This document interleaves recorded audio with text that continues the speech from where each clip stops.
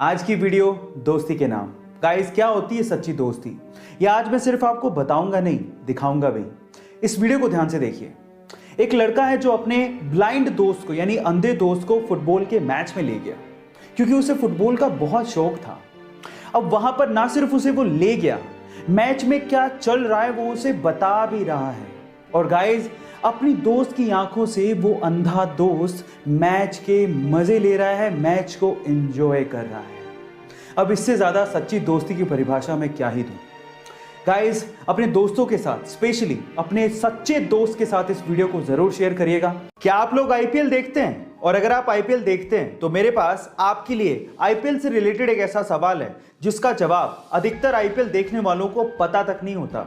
तो चलो मैं आपको सवाल बताता हूं, आप भी बताइएगा कि इसका जवाब आपको आता था या नहीं आता था।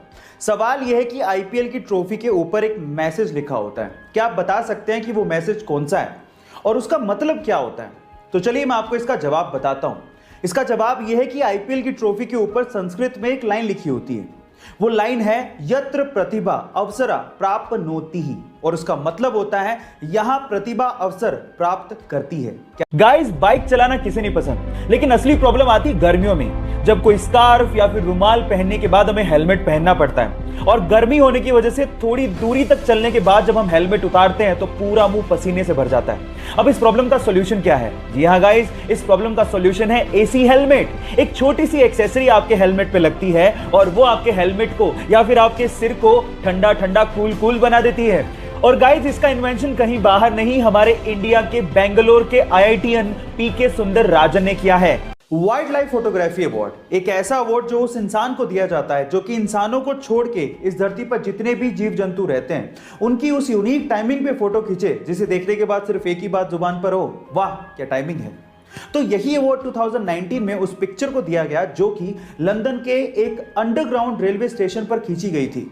यह पिक्चर इतनी यूनिक थी और इसकी टाइमिंग इतनी लाजवाब थी कि आप लोग देखते रह जाओगे। इस पिक्चर में 2 चूहे एक दूसरे के साथ कुछ ऐसे घुसंडबाजी कर रहे हैं जैसे कि 2 इंसान लड़ रहे हो। वाह क्या टाइमिंग है। गाइस, अगर आप लोग टीवी के शौकीन हैं तो एक चीज आप लोगों ने गौर करी होगी कि एक मूवी ऐसी है जिसे सेट मैक्स या सोनी मैक्स पे बार बार दिखाया जाता है। सबसे पहले तो आप लोग चैट सेक्शन में उस मूवी का नाम गैस करके बताओ। जी हां, आपने ठीक लिखा, वो मूवी है अमिताभ बच्चन की सूर्यवंशम। पर सवाल यह है कि सेट मैक्स या सोनी मैक्स सूर्यवंशम मूवी को बार बार क्यों दिखाते रहता है? तो उसके पीछे के 2 रीजन है। पहला रीजन, जिस ईयर में यह मूवी रिलीज हुई थी उसी ईयर में सेट मैक्स चैनल भी लॉन्च किया गया था। और दूसरा रीजन यह है कि सेट मैक्स या सोनी मैक्स ने इस मूवी के अगले 100 सालों के राइट्स उस वक्त खरीद लिए थे और इसी वजह से इस मूवी को वो बार बार दिखाते हैं। गाइस, अगर आप लोग डिप्रेशन यानी कि अवसाद के शिकार हैं और अगर आप इससे बाहर निकलना चाहते हैं तो आज इस वीडियो में मैं आप लोगों को इससे बाहर निकलने के 2 तरीके बताता हूं। पहला तरीका है जिमिंग या फिर एक्सरसाइज। अगर आप लोग जिमिंग या एक्सरसाइज करते हैं और दिन में कम से कम आधा 1 घंटा ये काम करते हैं तो आपको ये चीज डिप्रेशन से बाहर निकालने में मदद करती है। इससे आप फिजिकली तो फिट होते हैं, मेंटली भी फिट होते हैं।